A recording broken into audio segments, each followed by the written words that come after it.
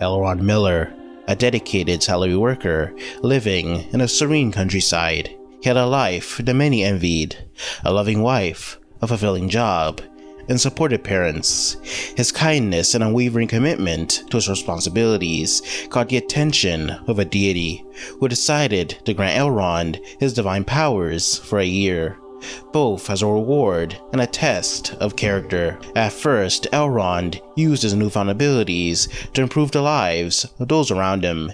He healed the sick, helped the needy, and brought joy to his community. However, as the days passed, this immense power began to corrupt him. The sense of invincibility and the boundless knowledge made the world and its people seem trivial in comparison. Driven by an unstoppable curiosity, Elrond abandoned his former life, leaving behind his wife, job, and parents. He ventured into the cosmos, exploring realms beyond human comprehension. The universe with its infinite mysteries captivated him, but also made him increasingly detached from his humanity. When the year ended, the deity reclaimed his powers, leaving Elrond with fragmented memories of his extraordinary experiences. Stripped of his divine gifts, Elrond returned to his former life, where everything had changed. The knowledge he had gained was overwhelming, and he struggled to reconcile with his past values and his new, altered perspective. The once kind and hardworking man was now a shadow of his former self, haunted by the realization that his brief taste of godhood had forever altered him. Here's the deal. You have all my powers. Use them any way you choose. There are only two rules. You can't tell anybody you're God. Believe me, you don't want that kind of attention. And you can't mess with free will.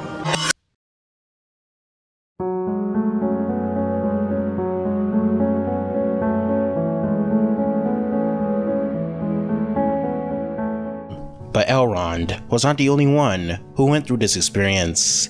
The watchmaker Jon Osterman and the magician Othinus both had a taste of godhood at one point in their lives.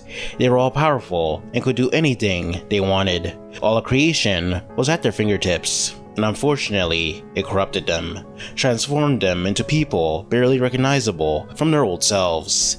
It caused them to do things, horrible things to their fellow man, all because they thought they could. And why not? Who could stop them? But as it looked like they never recovered their humanity, they met someone humble, kind, a little ordinary. They didn't show any hatred towards them, despite all the terrible things they've done. Instead, they preferred to remind them of the humanity that they still had left, that maybe, just maybe, the absolute power doesn't always corrupt. Absolutely.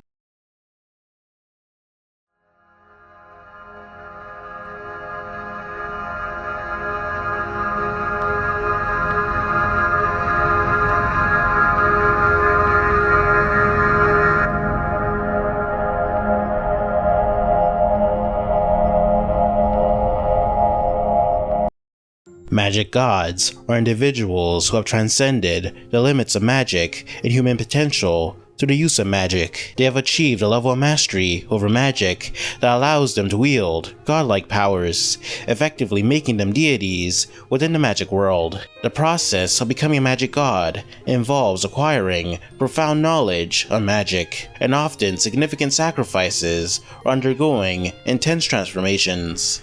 The term magic god is not used lightly. It signifies a being who has obtained complete control over magic forces to a point where their abilities appear limitless. These beings exist outside the normal constraints of the magic world.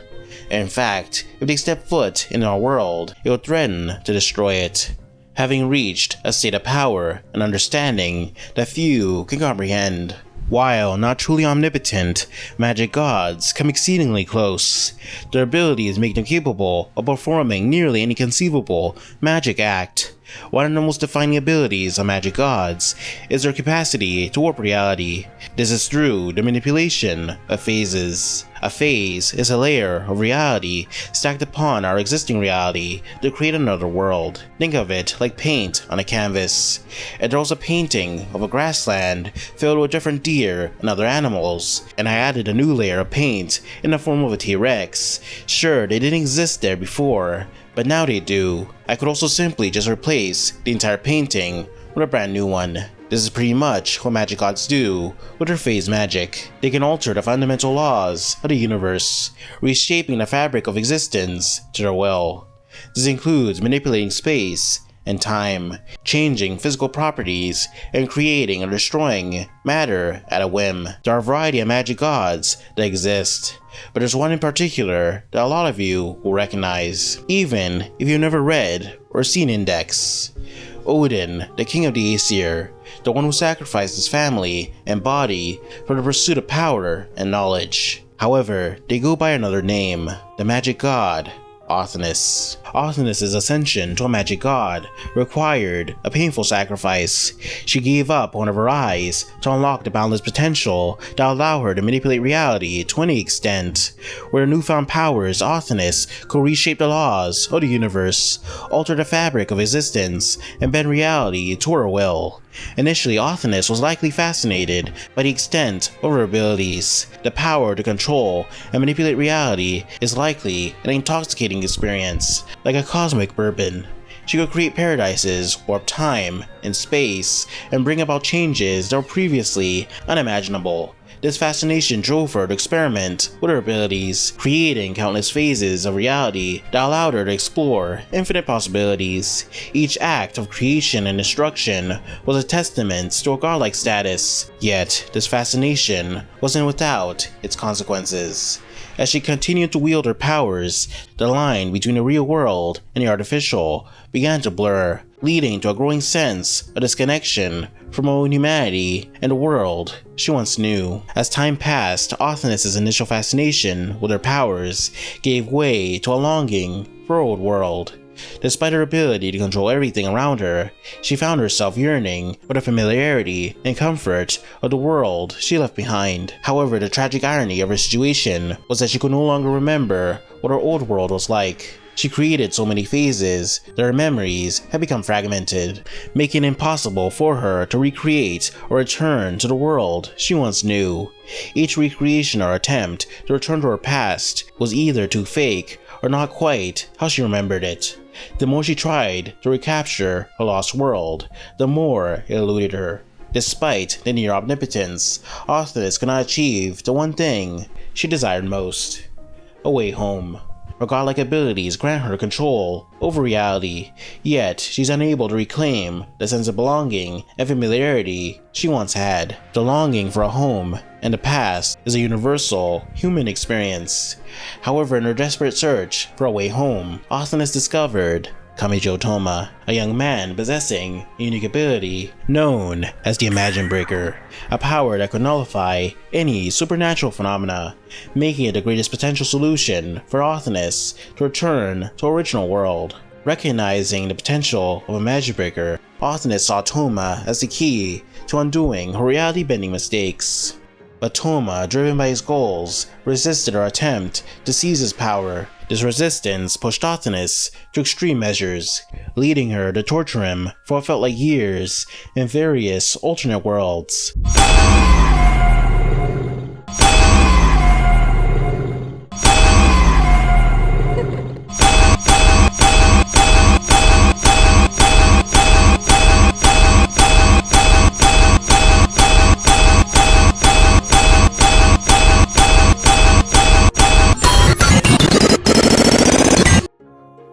While her actions towards Toma were undeniably cruel, they were also driven by a deeper, more personal motivation. Beyond simply wanting to use Imagine Breaker, Othinus desired for someone to understand her suffering. She wanted Toma to grasp the sense of dislocation and alienation she felt, being stuck in several worlds, none of which were truly home. By subjecting Toma to endless cycles of pain and altered realities, Othinus aimed to make him comprehend the agony of her existence. Her torture was not merely about breaking him physically, but forging a connection through shared suffering. However, it's worth noting that she did all this subconsciously. It was Kamijo Toma that reminded her of her true goal, and in the end, she did the most selfless thing one could ever do.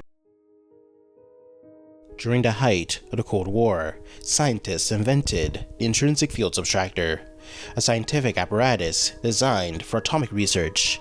The purpose of this machine was to study and manipulate intrinsic fields, which are a theoretical aspect of atomic particles. The intrinsic field subtractor was intended for use in experiments to explore the fundamental properties of atomic particles. Specifically, it aimed to separate intrinsic fields from matter to understand their properties and potential applications. Knowing the US, they probably wanted to use it to create even more weapons of mass destruction. However, this machine was obviously only meant to break apart matter.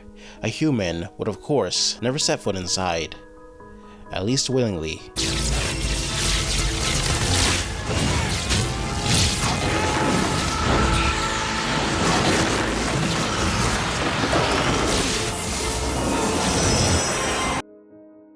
The intrinsic field subtractor, designed to manipulate the very fabric of matter, disintegrated him at an atomic level. Every molecule and every cell that once made up Jon Osterman was torn apart and scattered throughout the chamber. But Jon wasn't dead. He became a ghost, a disembodied mass of consciousness without a body, clinging to the remnants of his former self. Despair might have overwhelmed any other soul, but Jon was a watchmaker before he was a scientist. He knew he could put himself back together. He perceived the world differently now. Particles, waves, and energies danced before his disembodied consciousness. He began to see the building blocks of existence, like a scientist with access to all the answers they seeked. His circulatory system appeared first, a glowing network of arteries, veins, suspended in midair. Muscles then followed. Finally, skin and muscle materialized, enveloping the reconstructed framework of Jon's body. In a flash of radiant blue, Jon Osterman was reborn. He was no longer merely Jon. He was no longer even human. They call him Dr. Manhattan. We repeat, the Superman exists and he's American. According to Pentagon sources, this astonishing individual can control atomic structure itself. His real body was gone, now replaced by a mixture of particles to mimic the look of a person. It's unclear what exactly he is now, but one thing's for sure, Superman exists. And he's American. I said, leave me alone! Dr. Manhattan could control matter at a subatomic level. With a mere thought, he could disassemble and reassemble objects, turn rubble into different structures. He could repair machinery, create complex devices, and transform his surroundings effortlessly. He wasn't bound by time as humans understood it. The past, present, and future were a single, fluid moment to him. He could teleport anywhere from the building streets of New York to the barren surface of Mars. Distance meant nothing to him. He could grow to titanic sizes or shrink to the microscopic, exploring the universe in ways no human ever could. But with his omnipotence came a profound isolation. No longer bound by his mortal body, he struggled to connect with those he once called peers. He tried to care, for once, for Lori, the Silk Spectre. He reached out, tried to love, as humans do, yet even those bonds dissolved under the weight of his attachment. How could he empathize with human beings whose lives flickered like candles in the wind when he saw eternity stretched out before him? As soon as he met anyone, he already saw their end. Humanity's wars, its ambitions, its fleeting victories and downfalls, to him were like ripples on a pond, insignificant in the grand scheme of the universe. He didn't see himself as above them, but rather apart from them. After all, a dead human body and a live human body had the same number of particles. Structurally, there's no difference. In the end, humans were too complicated. He preferred to go somewhere where life was far more simple. However, instead of this, he found himself somewhere even more complicated. He found himself in a universe where everything felt both familiar and different. Gone were the great streets and moral ambiguities of his world. Instead, he was surrounded by colorful heroes with incredible powers. Suddenly, he didn't stand out all that much. However, Dr. Manhattan's very existence disrupted the natural flow of the DC universe. His attempts to understand its timelines and manipulate events sent shockwaves through reality and altering destinies with every flick of his cosmic finger. Superman, the beacon of hope in the DC universe, sensed the danger. However, he didn't confront Dr. Manhattan with violence or threats, but with empathy and reason. He noticed something about Jon, the fact that he created photos of his old wife with every step he took. Dr. Manhattan may have been a god, but a part of him still wanted to return home, to a time where things were much more simple. Now, if these two godlike beings with an inch of humanity left in them were to meet, it's unlikely they'd battle. Dr. Manhattan has no interest in conflict, and Othinus isn't the type to start beef for no reason, unless she wants to. However, if you insist, there'll be no planets being chucked, universes collapsing, or laws being rewritten. The battle would simply end with one swift motion of his hand. Dr. Manhattan had won, for obvious reasons. He's just far more powerful. Yes, magic gods are incredibly high-dimensional beings who can manipulate reality as easy as your parents abandoned you at an orphanage. But you know someone else who could do that. Mr. Mxyzptlk, one of Superman's most formidable foes. Mr. Mxyzptlk has the ability to effortlessly manipulate and rewrite reality. He can turn off the concept of gravity, change the size and shape of anything, turn a man into a donkey. He converted the three-dimensional world of DC into a one-dimensional plane. When he rewrote reality, he was able to affect the new gods like Darkseid, beings who can destroy the entire multiverse simply from falling on it. Mr. Mxyzptlk can even destroy the entire DC multiverse casually and recreate it like nothing ever happened. He even one-shotted the Spectre, who's the incarnation of vengeance. With all this power, he flat out said that he wouldn't win against Dr. Manhattan and straight up avoided a confrontation, showing that Dr. Manhattan is far above this dimensional imp in power. Dr. Manhattan stole 10 years of time from the Flash, killed the Reverse Flash, who has infinite speed, killed Metron, who literally has infinite knowledge. He one-shot Pandora, who could fight beings who are a threat to infinite timelines. Dr. Manhattan even created life. His mere presence and energy even attracted the attention of Perpetua, a member of the Monitor race, who are responsible for creating the entire infinite DC multiverse. In fact, several characters with a weakened version of Dr. Manhattan's powers were able to hold her back.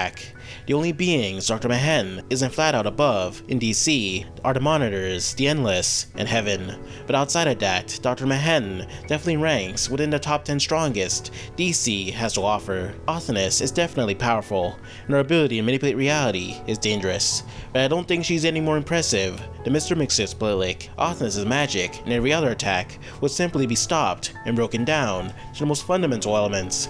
Okay, maybe saying Dr. Manhattan will one-shot her is a little overglazing, but she definitely has no hope of ever beating him. So, if she were to ever encounter him, let's hope she brings an apple.